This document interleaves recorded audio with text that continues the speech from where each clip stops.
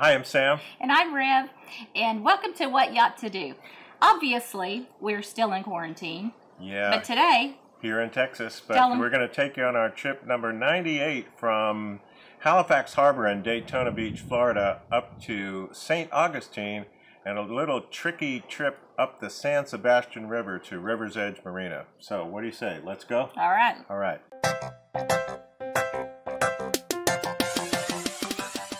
So getting out of the marina was fairly easy. We were on a T-head, and I'm maneuvering the boat kind of upwind, and then we have a quartering crosswind that's coming. I'm going to allow the wind to turn me in this fairway, and this fairway was rather large, and it's where that riverboat would come in and out that we saw during the evening and take people on a sightseeing cruise.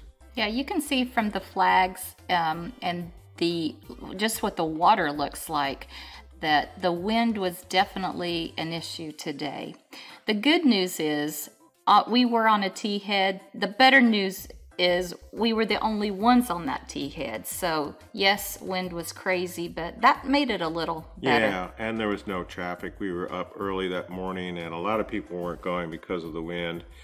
So we're out of there. But we don't let things like that stop us, do we, Sammy? Yeah, I mean, it was maybe 15 miles per hour, and we're in the Intracoastal Waterway, so... Well, no, you made arrangements to meet your friend, so we were going to meet your friend. Yeah. And we probably would have stayed an extra day, except we had arranged, we'll tell you a little bit about later, arranged to meet an old pilot friend of mine.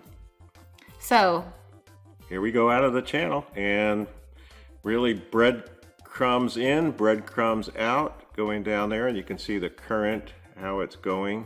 So trying to maneuver as Rev pans around here, you'll see there's a little commercial about Halifax Harbor Marina.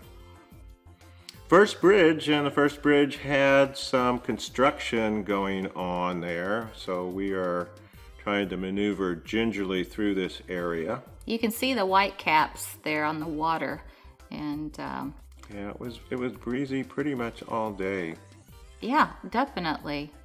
But no, we didn't let that stop us. A couple tall bridges up there. I think one of those is the International Speedway Bridge and the Veterans Bridge, as I remember it. But oh.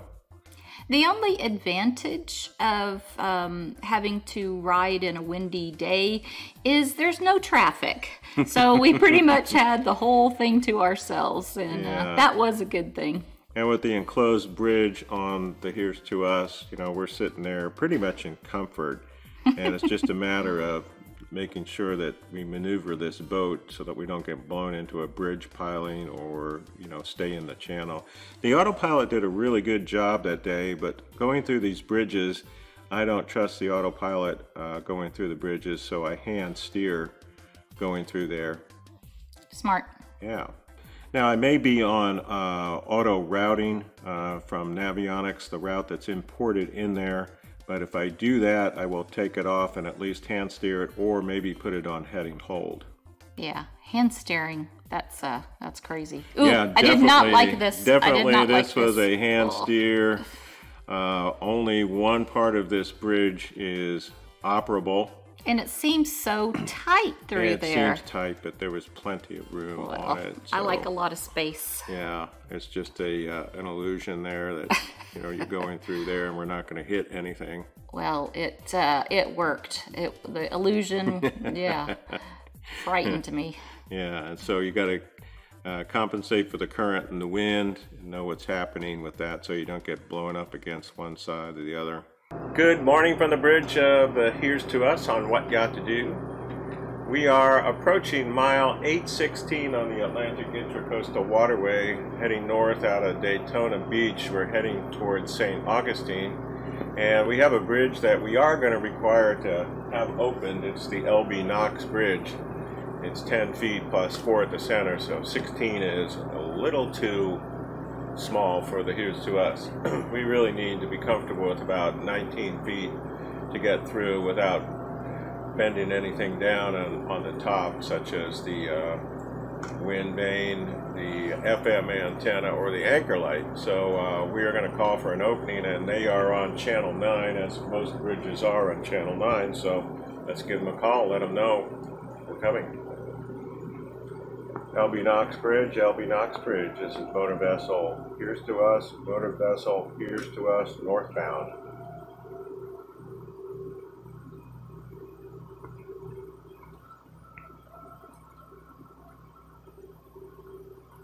And nothing.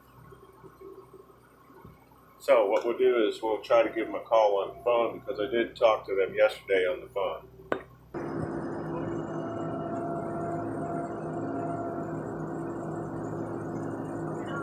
Yes, good morning. This is motor vessel, here's to us, northbound. I tried to get you on 9, but maybe my radio isn't working. We're going to need oh, you did? Okay, all right. We are going to need a opening here. I don't know if you can probably see us. All right, thank you very much. Have a great day. Bye-bye. All right, she obviously heard us, and I couldn't hear her. I had the volume all the way up, but there's always a phone number to call the bridge, and she said she's going to open it up as we get close, so all is well. We'll just keep motoring on here and watch the bridge open. All right, so here we come up on that bridge that I just called for an opening, and they are going to time it so that as they see us approaching, they will open that bridge so that it's fully open just as we get there, to minimize impacts to the traffic. You know, it doesn't look like it, but Sam did rinse off all the windows at the marina the day before. Yeah. But it didn't take long for the salt water to leave its mark. Yeah, particularly with the spray, you know, the wind spray getting up against those windows on the one side, for sure.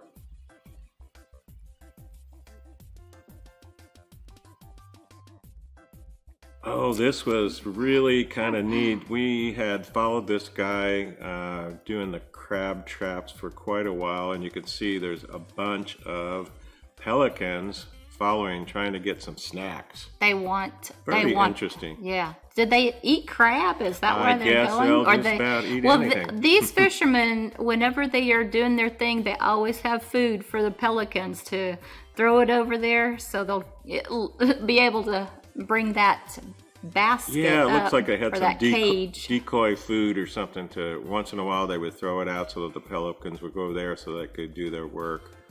I think later here there's a little bit of a shot of the fishermen there pulling a crab trap up and dumping stuff out. But it's a cool process. I mean, we do have to watch them when we're out there. We're always spotting crab pots, but I love crab. Yeah, there it is. So I guess he's got some there, dumping them in the boat, and you can see pelicans thinking, "Oh, I might just grab one that falls overboard." Then I'll put it back down and continue on. It was a beautiful channel. There are really nice houses in this area, all along the Intracoastal Waterway. And you can see we're starting to get some protection from the wind. The wind is not as bad, at least it doesn't look as bad on the water here. Yeah, that was the nice part about being in this channel. Yeah, really nice. So we're trying to slow down a little bit along this area where the docks are, but Cito, he's going right along there. I'm glad he's not coming for us. Yeah, so we see them out there a lot. I guess it's good to know that they're out there. Yeah, this was really interesting to see. They look like condos, and then there are boat slips all the way down. Yeah. This massive row of condos. Well, the boat slips. Yeah. Look at that! Just keep on going and going. So you could have your condo and have your boat slip there too. More condos, it looks like. Yeah, there's or a lot. Least homes, big homes.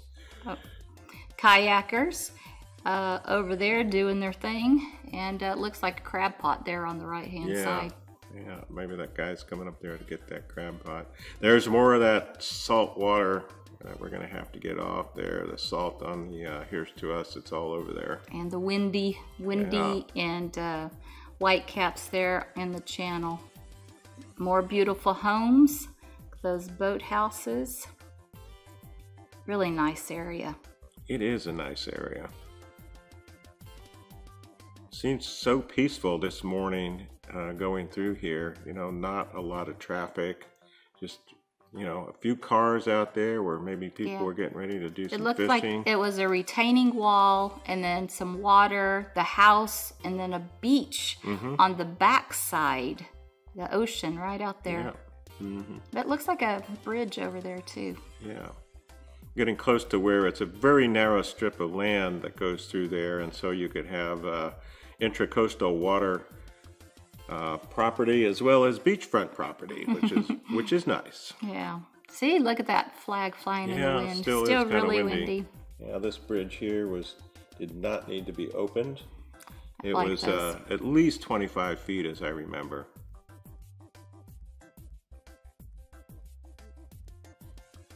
I believe that was called the Crescent Beach Bridge. Do you remember that? No, I don't.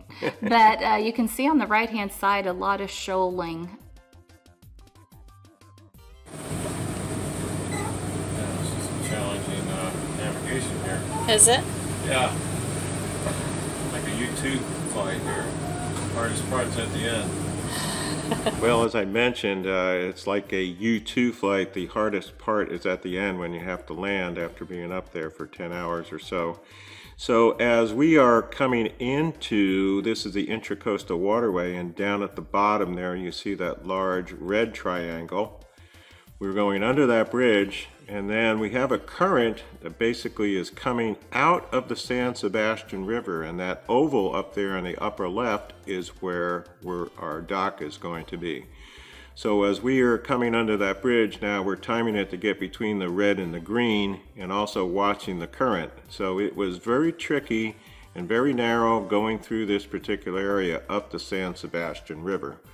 We'll go to the next shot here, which will show you as we navigated up there. This is where eventually the Here's to Us is going to be put on the T-head. And we had timed it and talked to the dockmaster and confirmed that the current was going out. So we were going to rig for a port side tie-up into the current, but you could see how close that dock is to the channel. So that was one of the things that I was concerned about was, wow, we're pretty close to the channel coming out of there in this wide area, or not so wide area that we had. So kind of a challenge getting in there. Rev did a great job getting this in, and there was a dock hand out there, got her tied down, and the next thing was get ready for our guests. We did park on the T-head, which was nice, and went up to the River's Edge Marina to their office. You can see their docks are so nice. They have, it looks like some kind of wood and then concrete, and very stable, but floating docks. And there was an 8-foot tide, a plus or minus 8 foot. Oh my goodness. So it went up and down pretty good. That's incredible. So it's time to receive our guest. My buddy Bill, he and I were stationed at B-52s a million years ago, actually in the mid-80s, and it was great to reconnect with Bill. He had been following us and attempting to intercept us on our route. That was great. And his wife Vicky, who brought us a great jar of mixed nuts that Delicious. She had. Oh, they were great. Yeah, we had them the next day on there. So they happen to be on their own adventure. They're RVing. Yeah, they are RVing. The country. So they'll be out there traveling the country, and I think maybe heading out west. So good luck to Bill and Vicky. We went up to Hurricane Patty's, had a great dinner, and so it was a short night, but it was a great night to reconnect with some old friends. Well, thanks for coming along with us on our trip from Daytona Beach to St. Augustine, Florida. And if you want more information about this particular trip or any of the now 98 trips that we've taken, there's a map there and plenty of information on the website. So until next time, have fun out there. Bye.